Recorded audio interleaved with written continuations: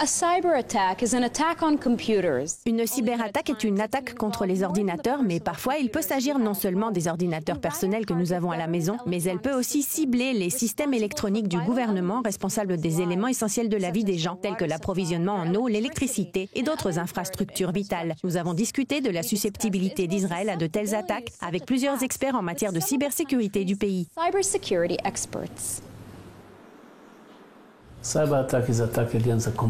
Une cyberattaque est une attaque contre un ordinateur. Elle peut venir d'Internet ou tout autre réseau.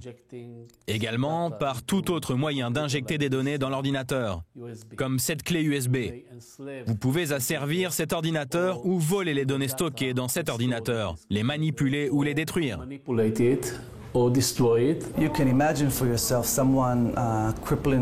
Vous pouvez imaginer par vous-même quelqu'un paralysant le réseau électrique ou le fonctionnement d'un satellite, ou perturber les systèmes d'approvisionnement en eau, ce qui pourrait causer de graves préjudices à l'économie ou même la mort. Il y a quelques semaines, une organisation syrienne a annoncé qu'elle viserait les installations israéliennes via le web. Elle a eu un succès partiel. Il y a une organisation appelée Armée électronique syrienne qui a annoncé qu'ils allaient attaquer le système d'approvisionnement en eau de Haïfa.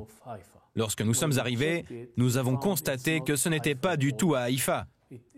C'est un système d'eau de l'un des kibbutzim et l'attaque globale a échoué.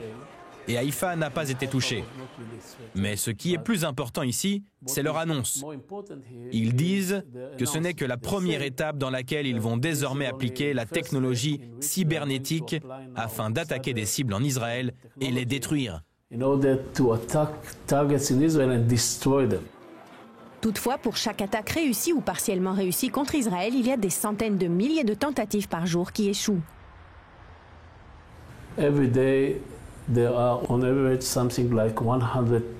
Chaque jour, il y a une moyenne de 100 000 attaques. À certains moments, comme lors de certaines opérations de Tzahal, le nombre augmente encore plus. Ce n'est pas quelque chose d'unique en Israël. C'est vrai qu'Israël a peut-être plus d'ennemis et plus d'attaques que d'autres pays en raison de sa situation géostratégique ici au Moyen-Orient. Mais c'est un problème commun à tous les pays développés. But it's a problem common to all developed world.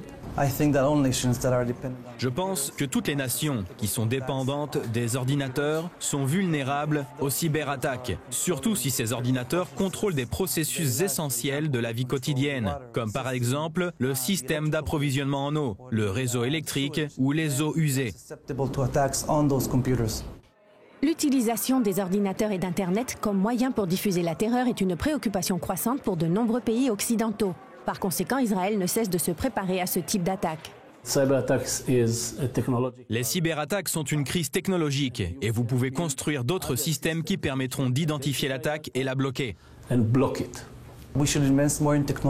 Nous devons investir davantage dans la technologie pour détecter les tentatives d'attaque et les attaques réussies, ce qui se fait en analysant l'énorme quantité de données pour détecter celles qui sont en fait des attaques et celles qui ne sont que des anomalies du réseau. Israël est prêt à faire face à ces attaques. Israël a mis en place l'Agence nationale de la sécurité informatique en 2002. Cet organisme est chargé de guider les infrastructures critiques sur la façon dont elles doivent construire leur infrastructure, l'infrastructure informatique. Eh bien, il y a ceux qui ont tenté d'attaquer ces infrastructures, mais ils n'ont pas réussi jusqu'à présent. Et c'est parce qu'il y a une forte prise de conscience.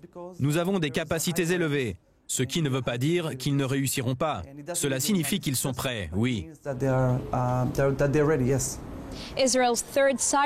La troisième conférence internationale sur la cybersécurité en Israël aura lieu le 12 juin à Tel Aviv et traitera de ces problèmes de sécurité critiques qui peuvent parfois présenter un risque grave pour la vie quotidienne. Pour JNA, je suis Sivan Raviv, Israël.